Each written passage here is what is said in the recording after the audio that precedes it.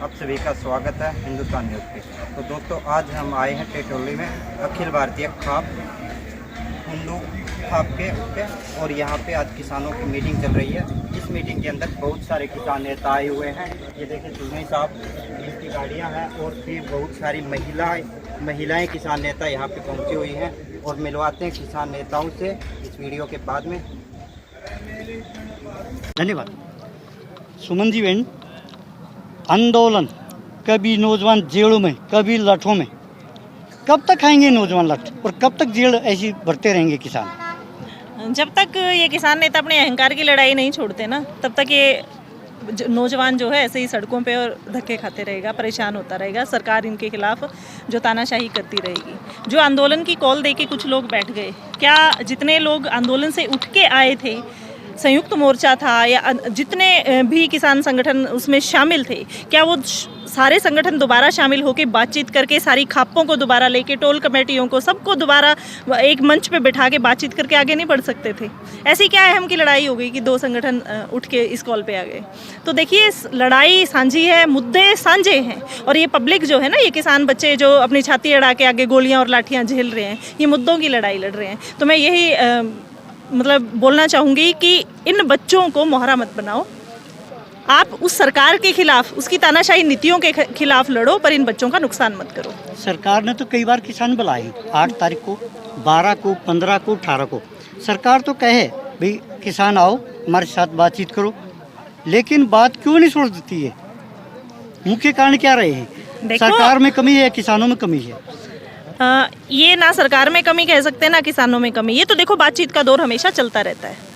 बातचीत बैठ के जब होती है तो दो बातें एक बार सुलझ गई, एक बात एक बार सुलझ गई, तो बातचीत से ही चीज़ें आगे बढ़ती हैं। कभी किसी मुद्दे पे अटक जाती है तो अगली मीटिंग पे चली जाती है बात। तो कोशिशें तो की जा रही हैं, पर अगर सरकार कुछ जेन्युइन कोशिश करती है और मुद्दा सुलझाने की कोशिश करती है, एमएसपी की तरफ कुछ कदम बढ़ाती, तो ये लड़ाई सुलझती। सिर्फ अगर ऐसे कह दें कि हम आश्वासन दे दें, वो झुंझुना जो पीछे पकड़ाया था वही झुंझुना पकड़ा के अब घर भेज दें और फिर हम उठ के घर आ जाएं, तो उसका फायदा क्या है? बहन जी, 75 साल हो गए देश को आज़ाद हुए, ये किसानों की एक ऐसा मसला है, ये नहीं सुलझता। क्या कारण रहे इसमें?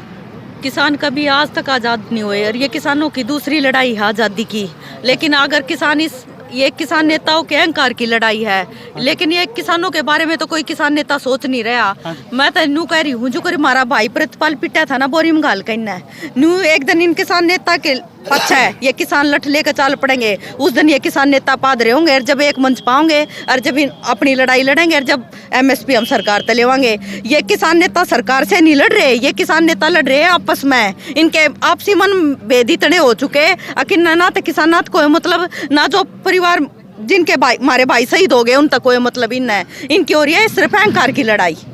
देखो, किसानों के बार बार ग्रुप बने और वही ग्रुप 2 साल के बाद, 4 साल के बाद देखते वही राजनेताओं के पास चाय पीते बैठ के ये कहते हैं, देखिए किसी को तो ये कह देते हैं ये राजनीतिक है। मैं ये पूछना चाहती हूँ इन किसान नेताओं से, राजनीतिक कौन नहीं है? राजनीतिक ताम भी, हाँ, जो किसान वोट गे रहा है सब राजनीतिक है। बिना राजनीतिक मेरे को नहीं लगता कोई होगा। सब राजनीति करने वाले हैं, राजनीति के बिना कोई मसला भी हल नहीं होता। देखिए, हमारे देश में बहन जी एक सच्चा प्रधानमंत्री आया था, लाल बहादुर शास्त्री, और जिस दिन उस दिन शपथ ली, उसकी पत्नी ने कहा, उसकी धोती पाट रही थी, आज तो इस धोती को खोल दे और नहीं बांध जा। तो उसने कहा जिस दिन मेरा किसान हल जोतता हुआ नई धोती बांधेगा उस दिन मैं धोती बांधूंगा। क्या ऐसा प्रधानमंत्री चाहते हो देश में? बिल्कुल चाहते हैं, बिल्कुल चाहते हैं, लेकिन मिलेगा कैसे? उन्होंने तो नारा दिया था, भी भेजते हो ना? उन्होंने तो नारा दिया था जय जवान और जय किसान, और इस सरकार ने नारा दे दिया लड़ जवान और मर किसान। केवल वो नारा बन के ही रह गया? बिल्कुल बन के रह गया। ठीक है, हमारे साथ एक और भी जयपाल जी, आप सारे से प्रार्थना, इधर आ जाओ यार, इधर आ जाओ। जयपाल जी, टोरादून को आपका भी स्वागत है। बिल्कुल, थैंक यू सो मच। आज की जो मीटिंग हुई उसमें क्या निर्णय लिया गया है?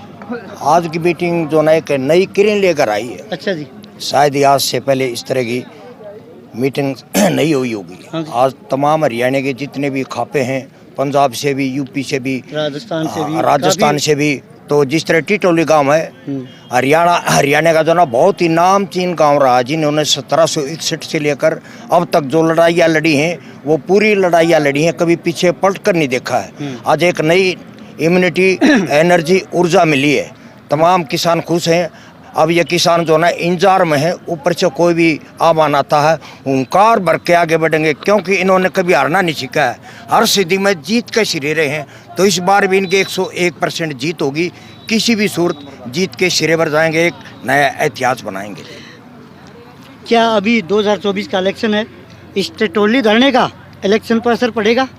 नहीं, ये तो मौसम के हिसाब, कई बात फौरन बताई जाती हैं, कई बात जो ना मौसम के हिसाब से बताई जाती है, मौसम के हिसाब से करोट बदलती हैं, उसी के लिहाज से फैसले होते हैं। फिलहाल कुछ नहीं कहेंगे। हाँ, इतना ज़रूर है, जब तक हमारी मांगे पूरी नहीं होंगी ये धरना, भले ही अब तो 20 दिन 20 महीने भी चलना पड़ जाएगा ना, तो लोग पीछे पलट कर नहीं देखेंगे फसल कटाई के नज़दीक है या नहीं है। मतलब दिल में ठान कर चल रहे तमाम हरियाणा के किसान मजदूर, और इसको जो ना फतेह करके छोड़ेंगे, कितनी भी जान चली जाती है। आप फैसला चाहते हो या आंदोलन चाहते हो? फैसला चाहते हैं, सरकार आंदोलन चाहती है, हम फैसला चाहते हैं। नहीं, आपने कहा कि ऐसे चलता रहेगा। हाँ, जब तक मतलब ये तो बेबसी है, जैसे पानी यहाँ तक आ लिया है, जब यहाँ तक पानी आता तो बंदा कुछ भी कर सकता है, सभी रिश्ते नाते बुला देता, चाहे सामने उसके बुआ का बेटा भी है, नहीं वो भी उसका दुश्मन है।